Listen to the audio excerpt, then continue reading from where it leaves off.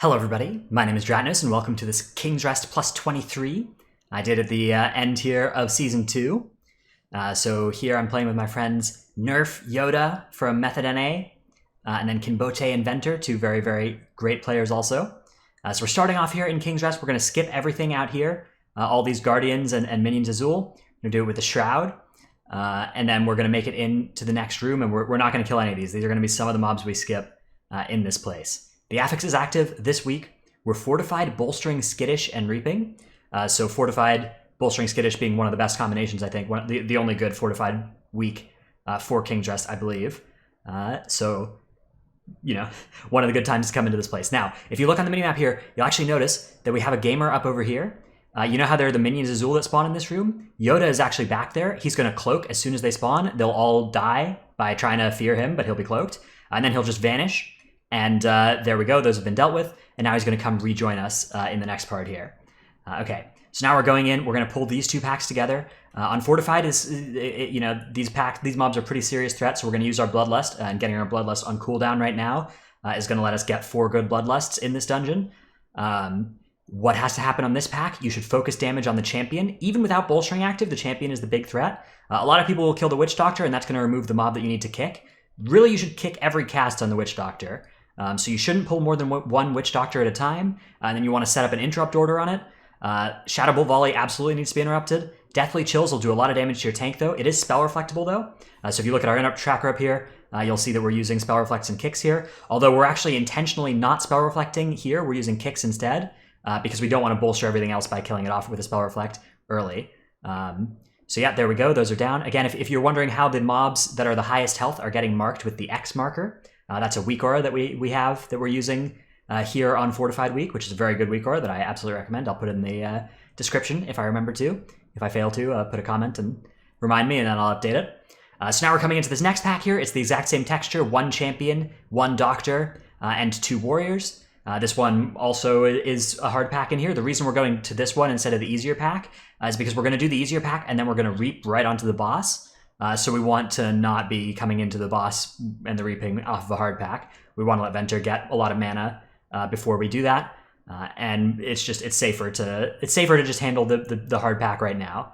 So that's why we're going right into this one. Our composition here quite good at this stuff. Like we're pretty good at 4 target cleave. All the rogues are pretty good at doing that. We have 4 melee kicks and a spell reflect, so the doctor is not a threat at all. You can handle the doctor with fewer than this many kicks. Like you can have some range in your group and still kick it effectively, but we can do it very, very easily. We don't have to worry about potentially letting a couple of Deathly Chills through to make sure that we can kick the volley, which is something that you may have to do if you have less coverage in your kicks. But yeah, one of the reasons King's Rest is so hard, King's Rest is basically, it's fair to say at this point in time, I think it's the hardest dungeon in the game. We did this on 23 on the same week that we did Toldagor plus 26. And the King's Rest 23 was like at the time it was the second, this run was the second best King's Rest run in the world, and the Toldagor 26 was the best one in the world. And they were, 3 levels difference, and they were both the highest, the highest level that the dungeon had been done. So King's Rest 3 levels harder than Toldagor, and 3 levels harder than many other dungeons like Freehold and the Dazar also have been done on 26. King's Rest has not been done higher than a 23. And one of the things is that translates down to just pugs as well, because you need kick coordination in this place. These doctors will just mess you up if you don't have good kick coordination. So that's why I don't know. It's just one of the reasons the dungeon is so hard. Okay, so this small pack on the side here doesn't have a champion in it. It has 2 warriors and a doctor. We kill them off evenly here. Venter starts to drink, and then the Reaping Wave comes. We grab the Reaping Wave, get everything together here. Nerf did a pretty good job here of killing mobs in the same spot so that the Reaping Ghosts would spawn close together. That's something people don't think about, but it's a really good thing to do if you're going to kill Reaping. And then we're just right onto the boss here. And that's the next order of business. We're just going to kill all the Reaping off here. You see the circles for the Shadow Smash on these mobs are actually bugged. So you have to be really careful. They're not in the right location for where the Shadow Smash actually is. So you got to play a little bit more carefully here. But yeah, the Reaping Wave gone pretty quickly. We have 3 Outlaw Rogues just completely annihilate the Reaping Wave and also do more single target damage than they would have if there weren't a Reaping Wave there. So Reaping onto boss, very, very strong thing for us to do with this composition. Now we're on to the Golden Serpent. Now the Golden Serpent does the Spit Gold ability, but if you activate your Cloak of Shadows before the Spit Gold touches you while the boss is casting on you, it will just not happen. Nothing bad will happen. You won't even drop a pool of gold.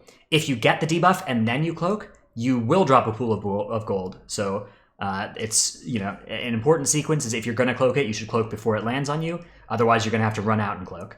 Now I'm getting spit gold on me again. I'm vanishing. The reason I'm vanishing here is because I want to get the... Okay, so Yoda's cloak was down, my cloak was down, but Kinbote's was not. So I vanished here to try and get it to go on Kinbote so we could get his cloak on cooldown, and that actually worked.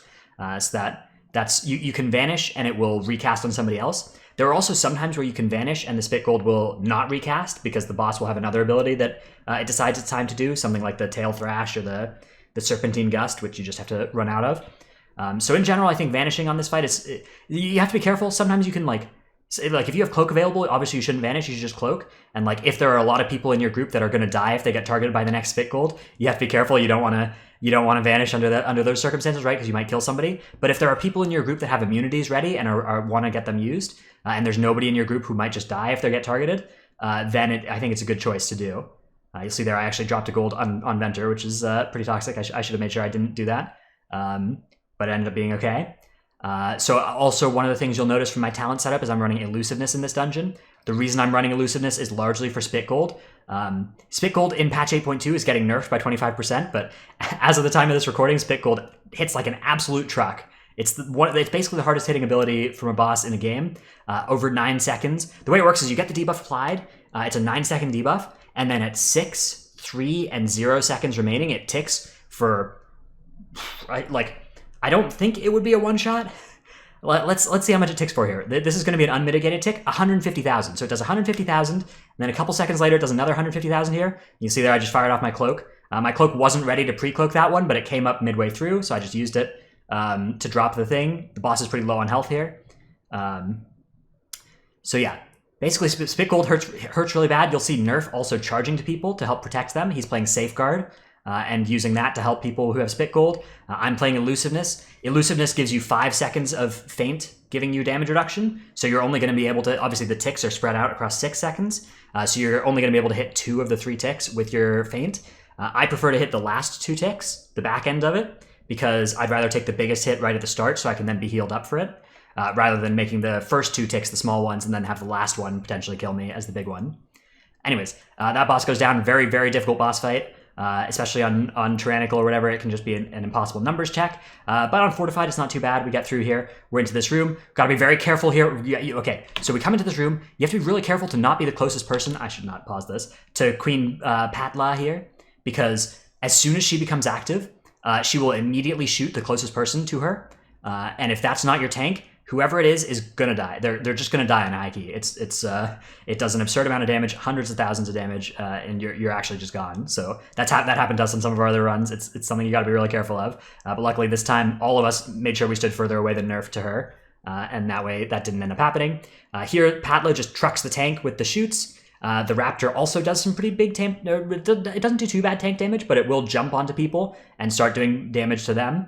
So you have to be really careful to not be hit by that. As a rogue in particular, like you might be used to having cheat death, so you can't get just taken out like that, but we're not playing cheat death in here, we're playing Elusiveness, so we are in danger of dying, getting leaped on. You see there, it does 200k with 1 tick of that hunting leap, so any 2 ticks of that, or if you're at all not topped going into it, you're just actually gone.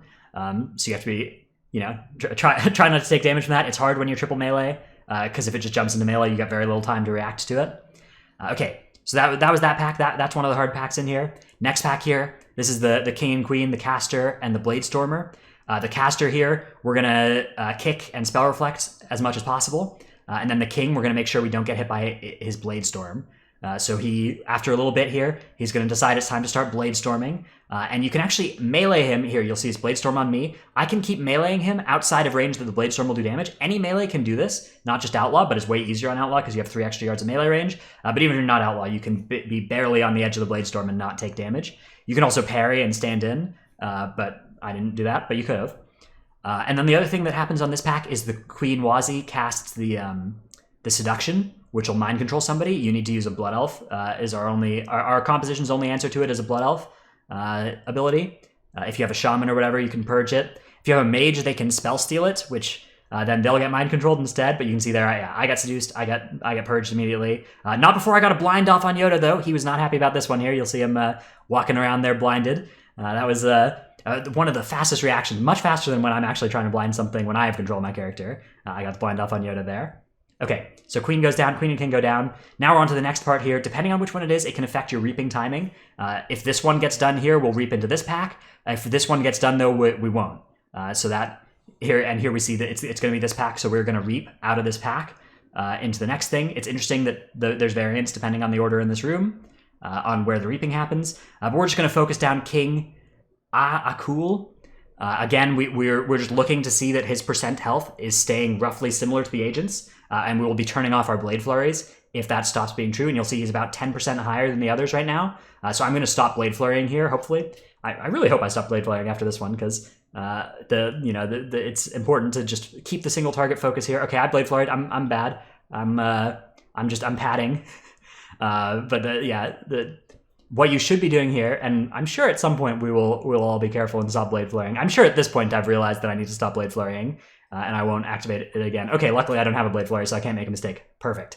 And now we're all disciplined, and even though I have a Blade Flurry available, I'm not going to use it, and we're just not going to AoE here. We're going to kill Akul first. This is just something you do on bolstering weeks. You don't have to worry about this on non-bolstering weeks, although Sanguine poses a similar problem where if you're bad here with Sanguine, you might end up healing the boss for a lot. Anyways, you see here we managed to kill Akul before the agents, which is a good thing for bolstering. And now we're just going to finish off the others of them. And this is going to get us to our reaping wave. So now it's time to reap onto the next pack. Yeah, there we go, reaping time. And this is a fun reap. This is good, but luckily our lust is available, so we're just going to fire off our bloodlust, our second bloodlust of the dungeon. It's going to be on this reaping wave and this pack. This pack does a couple of different abilities. There's the Seneschal, who casts a Induce Regeneration, which can either be kicked or purged, and otherwise is a pretty big hot, so we do that. There's the king himself, Rahu-I, who does the Channel Lightning cast. That needs to be knocked, or it needs to be run away from. We're going to use knocks when we have them, so Engineering Belts, Druid knocks, that kind of stuff. And then once we're out of knocks, we'll just stay away from it, but I think we're going to be able to keep it knocked full time. And then the last thing is the Guard Captain Atu, who does the Axe Barrage. You can either line of sight that, you can parry it, or you can just tank the damage. But it does quite a bit of damage, especially on Fortified. So on Fortified, we don't really like tanking it. You'll see there it's going off. We're stunning it, and then we're lining. Am I going to get my line off in time here? Yeah, I got the line off on the Axe Barrage. And then we're just finishing off all the mobs here. Again, just trying to kill evenly for the purposes of bolstering. You'll see Guard Captain Atu. Oh, there's the knock. There's the knock on the Channel Lightning. You can knock before the first tick actually does damage. You need to make sure you wait until it actually, okay, so it does a cast build up, and then it starts actually channeling. You need to make sure you don't knock it during the cast build up, but during the channel, so that you can, otherwise it'll just recast. So that's an important mistake to avoid making. But Venter has the timing down pretty well, so he can knock it before it even does one tick, which is not easy to do. There's a very short window of time to do that. Now here comes the Purification Construct, which we are going to skip with the Shroud. Just walk on right by it. It's not the most awful thing in the world to kill this thing, but our route doesn't involve killing it because we don't want to just single target stuff. We'd rather AoE. Our comp is pretty good at AoE, pretty bad at single target, so we want to just skip those single target moments. We could have pulled it into this room or something, but we ain't about that life. We're just going to do a 16 fluid pull, or maybe it's 15 fluids. I forget how many in this room. I think it might be 15. We're going to grab them all. Now on bolstering, you might be like, hang on a sec, aren't you going to have a very big bolstering problem? But remember that we have a weak aura that marks the highest health target with X. So as long as we're always hitting X with our Blade Flurries, X is going to be taking 100% damage and every other enemy is going to be taking 50% damage. So as long as we're being good and we're always hitting the X, they're all going to die within at about the same time. We're not going to end up with a bolstering fiasco. And you'll see here X is moving around. I'm looking to find the new X, trying to be targeting the X, trying to target the high health enemy. And everything is kind of coming down pretty evenly there. 2 stacks of bolstering, 4 stacks of bolstering, and here comes the bolster explosion. But luckily everything is low enough now that it just goes down. Kimbote also goes down though. It might have pulled some skittish threat there. It has been known to happen. Look at the damage he's doing, 200k. It's easy to see how you rip threat there. Monstrous DPS coming out from Kimbote on that pull. But we end up taking care of that in one pull, which is pretty good. Now it's time to get entombed. I ran a quick vanish there just so that we could get over here. It should still be... You need to be careful to not have these two things cast Entomb at the same time because then you'll have a problem where the people aren't clickable in their coffins. But the strategy here is you just pull these 2 constructs next to the same coffin. The construct entomb will always entomb a player in the closest coffin to that player. So we just know that as soon as the entomb goes off, we just click on this coffin right here and they'll come right out. And then we just keep doing this, and their 2 casts are staggered. So it'll always be one and then the other casting entomb, and we just click on the coffin and get them out. And that's all there is to it. And then if you'll notice, we're about to reap here, and we're going to reap onto this next boss. So we reaped onto the first 2 bosses. It's a good, efficient way to do fortified dungeons, is to reap onto bosses whenever possible, because the bosses are a little easier, and you need to make up time from how long the trash packs take. In King's Rest in particular, there are very few places where you can really do big pulls. So one of the few ways to make up time is by reaping onto stuff. Again, our XP core is just letting us know which one's higher health. We just hit whichever mob has the X on it, and we're going to be fine. And then just breaking our friends out of the internment area. Now, this part that is about to happen in this boss fight, we're going to do a clever use of game mechanics. We're going to use some game mechanics in a very clever fashion. On this next boss fight, when somebody gets entombed, if they are immediately broken out of their tomb within their first shake or 2 of the coffin, the boss sometimes will stop casting abilities. The boss will sometimes just be like, you know what, I've had enough of casting abilities, and that's what we're going to try and make happen here. I don't know if we did it on this run, because we did a couple King's Rest and we made it work sometimes and we didn't on others. But the basic theory is, okay, one of the 3 DPS is going to get entombed, so we're going to send our tank and our healer to one side of the room, and each of them is going to watch a coffin there. And our 2 DPS are going to go to the other side. Our 3 DPS are going to go to the other side, but obviously one of them is getting entombed. And they'll split up and each take a look at one coffin as well. So we're just getting over here, getting ready. And it's not on our side, it's on the other side. But we broke him out as soon as the coffin started shaking. And now we're going to see if the boss decides it's time to keep using abilities. Sometimes this works, sometimes it doesn't. Sometimes you have to keep going. But you'll notice there was a burn corruption that was supposed to happen. It's supposed to be on the cast timer. And the boss is instead, there's now a drain fluids that was supposed to happen, and the boss is done. He's not going to cast any more abilities. So that's the game mechanic that we cleverly use here. I really hope I don't get banned for exploiting a bug or something for making this video. This would be a shameful way to go out. But that's what's happening here. That's why the boss is no longer casting abilities. This is actually not pure upside. The tank takes pretty big damage from this strategy. This boss does non-trivial tank damage and doesn't take any breaks. Normally, your prot warrior can just get their shield blocks regenerated when the boss is channeling stuff.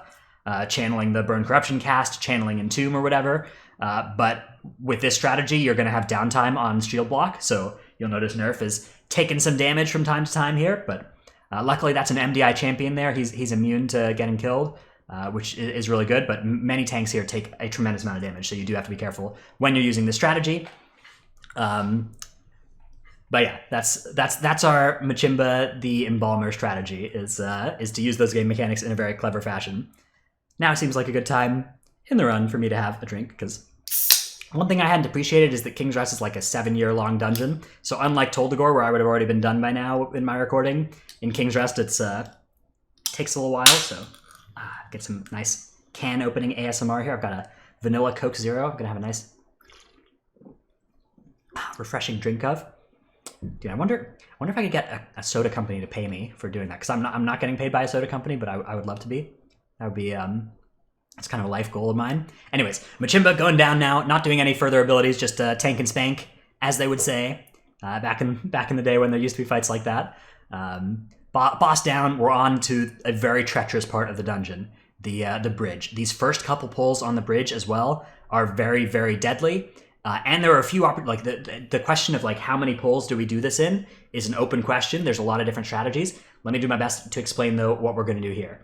We're going to start off by just killing these 3 enemies all at once. The Berserker does a bleed on the tank that does a lot of damage. The bleed is serious. But it can be soaked by somebody else, because if the tank is not within melee range of the Berserker when the Berserker is ready to cast its bleed, then it'll cast on whoever is closest and within melee range. So what you can do is, after it jumps away, you can run next to it as a rogue and activate your parry ability.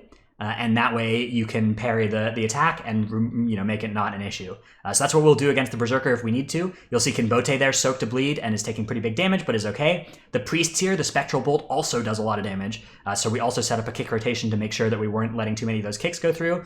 And there's a Spell Reflect that's going to help finish off that Priest there. Spell Reflect, extremely powerful ability in this dungeon and in many dungeons. Okay, so now we're going to do a Brute, and we're going to do a Brute and a one of these Trolls at the same time, the Witch Doctor at the same time, and then we're going to take the Berserker into the next pack. So this is a way that we can avoid having to spend too many pulls here, is by doing this. We're going to focus damage still on the Brute, but the Witch Doctor does do some pretty annoying things here. You have to be really careful to not get Frost Shocked into this Ground Crush. That can be extremely lethal because it gives you a big slow and then you can't escape. So saving your grappling hook, not trying to do anything fancy with it, and just using it in case you get Frost Shocked is an extremely good play. Cloak of Shadows is also an option to help you get out. Obviously, Druids can just shapeshift the slow or whatever, and Warriors can get out too, so our whole comp is immune to getting killed by the Frost Shock, hypothetically. We're just here, we're flurrying down the Brute. One thing you can do as well is you can knock the Brute, and like right at the end of its Ground Crush cast, and it will cast again. But if you do this, you might cause a problem. Like, you need your whole group to be on the same page and to be standing in intentionally and knowing that that's coming. And if you do that, that can get you a little bit more efficiency here. It's a good way as well. If the boss is about to die, if the Brute is about to die, you can use that to avoid having to run out at all. But otherwise, that's not something you'll do. You'll see Yoda there just went to refresh the blind on the Berserker. Very good play, making sure that we didn't have that mob add and get bolstered, keeping it nice at and out of range. But yeah, we're just finishing off this Berserker here. These Healing Tide totems, pretty obnoxious, but they're always going to be obnoxious. There's not really a good way to have them not do a little bit of healing. Besides, what you can do is you can leave one up and run away from it, and then the Doctor won't make any new ones. But that didn't really work out for us here. And you'll see here was where we used our knock, right? We knocked this Brute when it was low enough that we could commit and kill it before the second knock or crush would cast. That's our strategy here. Now it goes into the next pack. This would have been a good time for me to vanish and pre-pot, but I think I did that. Cool. I'm genius. And that's it didn't quite work though. I think I did it in the wrong order. I pot vanished instead of vanish potted.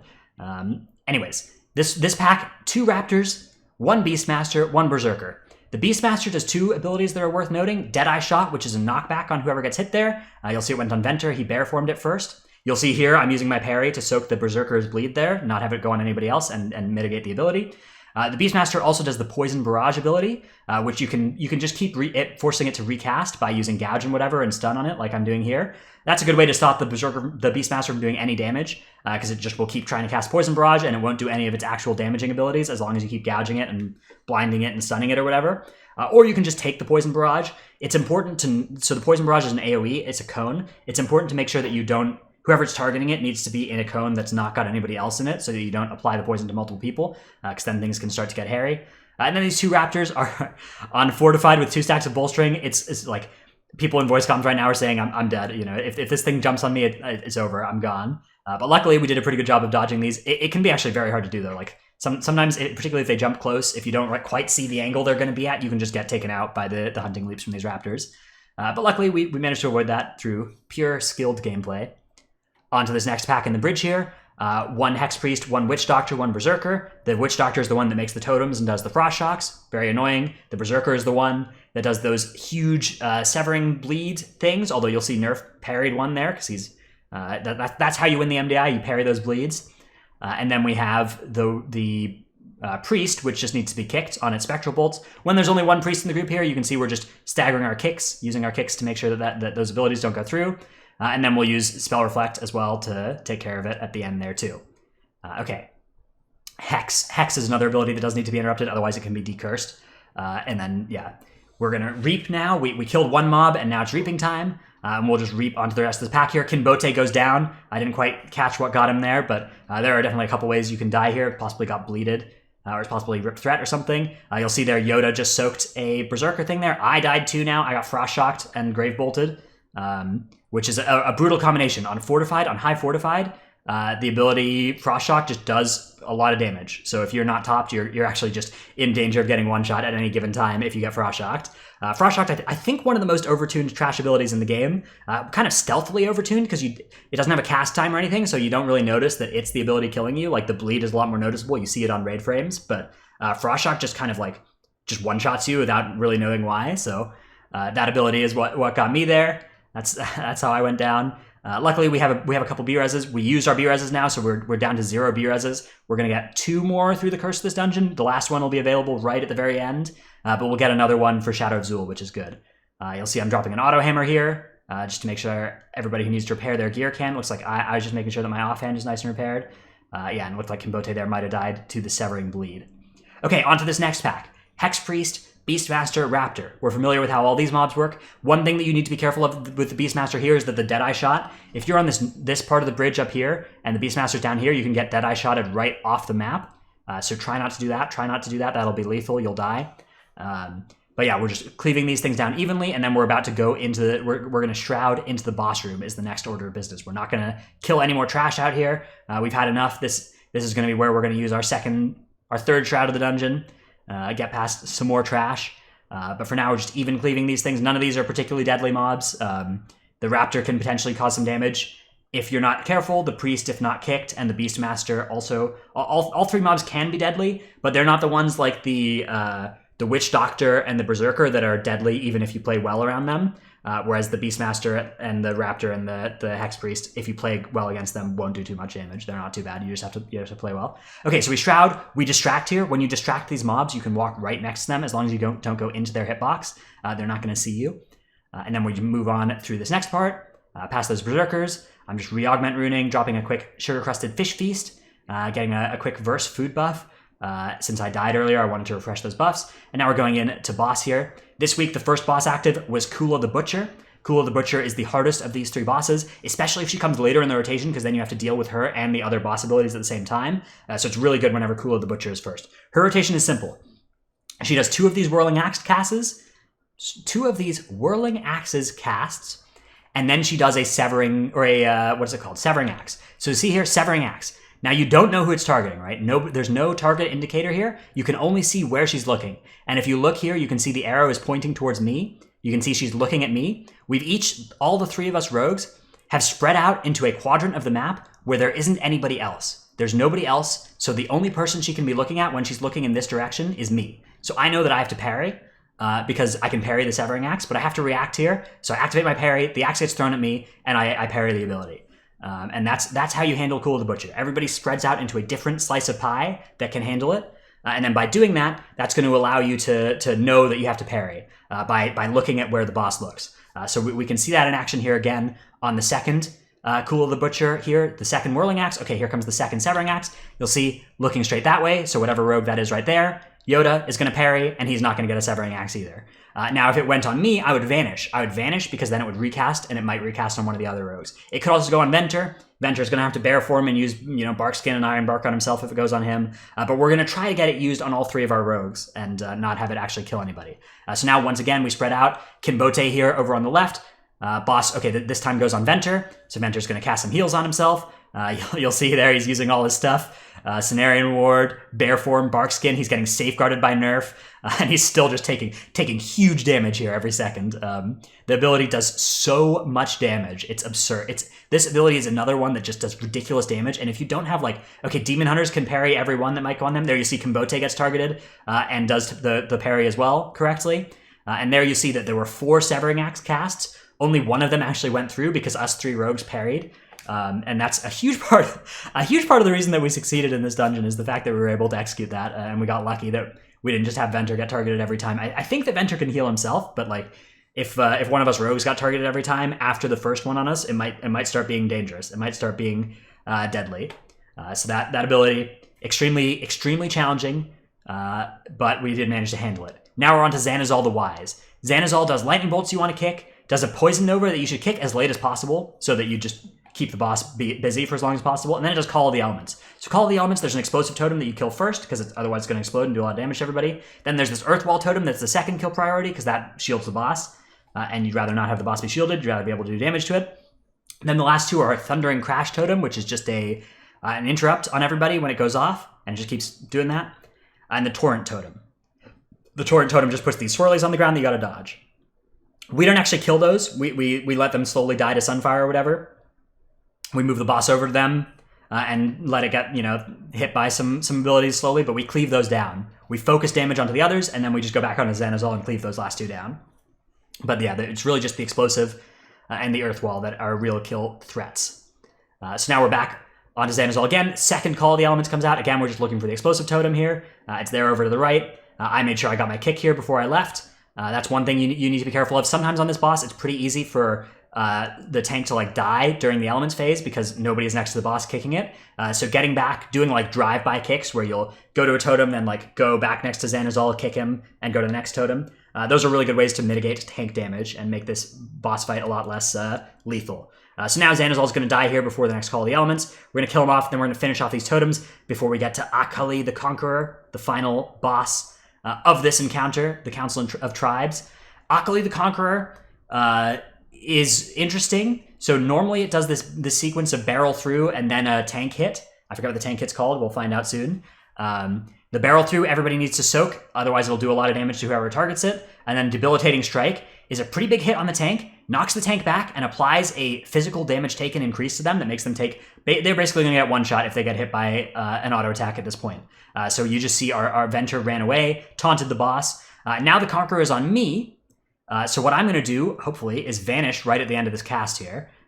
Okay, no, I parried instead. Parrying is fine. You can parry and take no damage from it. Vanishing would be better. And I only learned this at the time. At the time of recording this, I didn't know that vanishing was better, but now I do. The reason vanishing is better is if you vanish that cast, it's very likely to cause the boss to switch the order. And so instead, you'll see it actually in action here. Instead of doing barrel through into Debilitating Strike, it will do Debilitating Strike and then barrel through, and that's a lot easier to handle because you'll see Yoda just vanish the barrel through. Now barrel through is going to go on Venter, and this is going to mess up the boss's cast sequencing time, and that's going to be really favorable.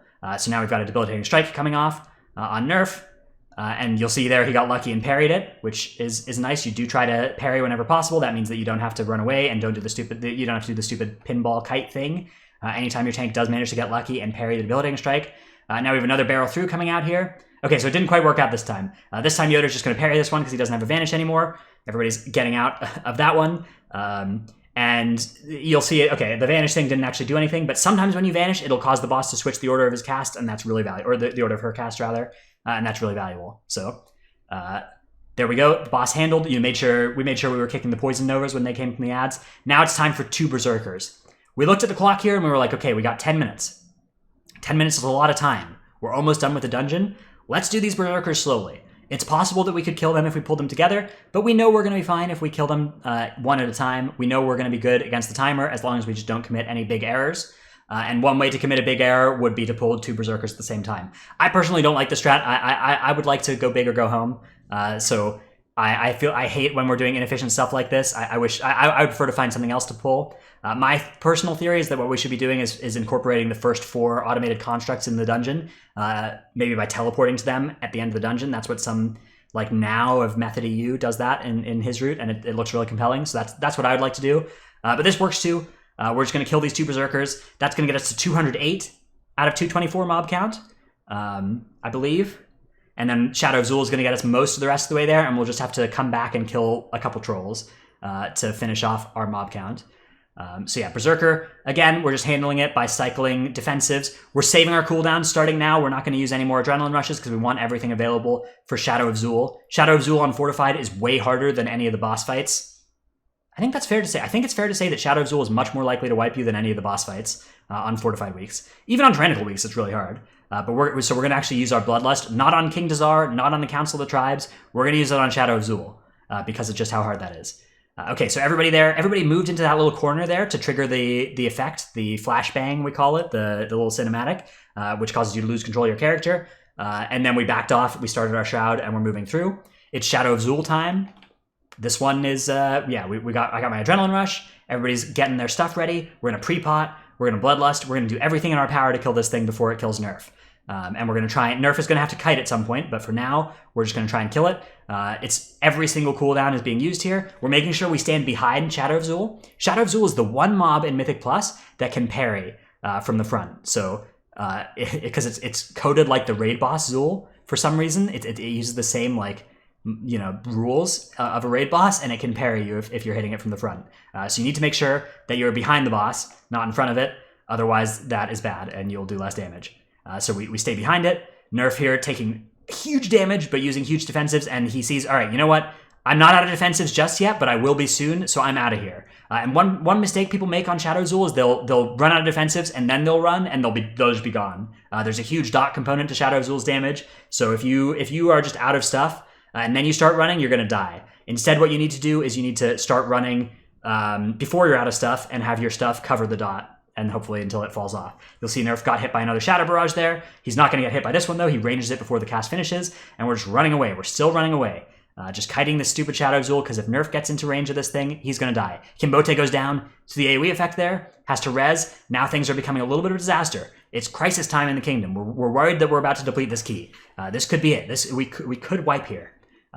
This is the most danger we've been in actually here is this Shadow of Zool fight. Nerf decides it's time to run through and go the other way there. We had a minion of Zool from the Dark Revelation spawn there, but we just had it blinded until somebody had a Blood Elf ready for it, and we're just staying away from these. Sometimes people soak these things. You're not supposed to soak them. Soaking them is bad. You just run away. And it looks like Shadow Zool here has gotten a little bit confused. Somehow the pathing there got him a little confused. It doesn't matter though. Shadow Zool goes down. That gets us to 216 out of 224 mob count. And now we only need 8 more, which is going to be 2 trolls that we'll pick up right at the end of the dungeon. But for now, we have the last boss here, King Dazar. We just have to do this boss. We don't have Bloodlust. We do have 1 battle res, and we'll have another battle res right at the end of this fight potentially. And we have 6 minutes, which is more than enough time.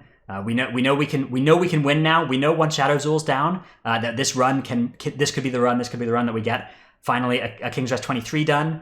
I think that Yoda and I were the only people who actually still needed a King's Rest 23, but this is going to be a faster King's Rest 23 for everybody than we had before. So it's a little an upgrade. It was an upgrade for everybody, but a much bigger one for myself and Yoda than the rest of the squad in terms of like our best run or whatever. So Dazar does the Quaking Leap, which you need to make sure you try not to stand right. You try not to stand still. As long as you're moving a little bit, it shouldn't do too much damage. And then it does a huge amount of tank damage. Tank needs to make sure that they have their shield block ready. Or their active mitigation or whatever, big heals available every time the blade combo comes out on them. And then there are 2 adds that come throughout this fight. The first one, Raban, is not too dangerous, can just be cleaved down. You do need to be careful if you get hit by it does the same hunting leap thing as the other mobs. So you need to be careful to not get killed by that hunting leap. It has a pretty big range in front of it. So, but for now we're just turning on our Keep Your Wits About You. Kind of cleaving. We're doing damage to both Raban and Dazar. You'll see Yoda there ended up using his Vanish to cause Dazar to recast Quaking Leap, which is fine. It's unclear. Like I don't have a strong theory about whether you should or shouldn't Vanish here. I think it depends on the exact situation. Once again, Dazar, once he gets to 60%, is going to spawn the next Raptor, Tazala.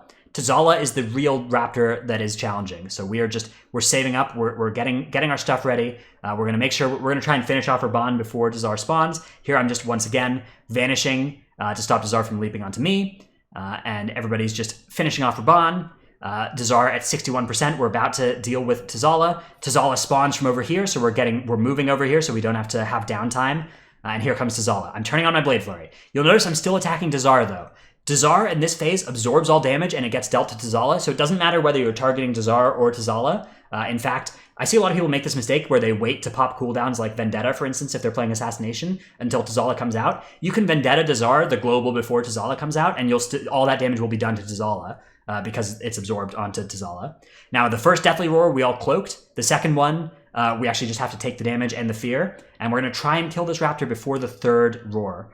Because the third roar starts to become sketchy. We do manage to get it just before the third roar there. That is kind of one of the DPS checks that we're trying to beat on this fight, is to not get a third roar on Tazala. Now comes the blade combo, and now this fight is just going to be tank and spank. Except at 35%, they're going to be the ceiling is going to start falling on us. Now the ceiling can fall on you in this fight in 2 different patterns. There's a pattern I like to call the pizza slices, where it'll just do kind of like, you know, if you imagine the room as a pizza divided into 12 slices, it'll do 6 of them and then a different 6 of them kind of alternating, interlaced with each other. That pattern requires you to actually do some work. But there's another pattern. So this is the pizza slice pattern, right? Where this is a safe slice and those are dangerous slices. And then it switches to the other slice. And so you actually have to dodge here. And this one can be somewhat deadly. If you got a Quaking Leap, there's space being denied, obviously. But you'll see here now, it's moved to the other pattern, which is just going around in a circle. This pattern always starts in the same spot. So the reason we're fighting the boss right here is because that pattern starts back here and goes around clockwise. So by fighting this boss right here, the pattern is just always going to start ahead of us, and we're not going to need to move for it at all. And now the spears are falling on the other side of the room, but we don't have to worry about it. We don't have to dodge it. It's just going around on the other side of the room. We don't care. We're okay over here. Once the spears end up getting close to us, we're just going to move through. So the spears are going to start coming at us from this side. You'll see they're approaching here, and they're about to reach the end of this pattern. And what we're going to do is, as soon as these last spears drop, we're going to all run through to the other side here.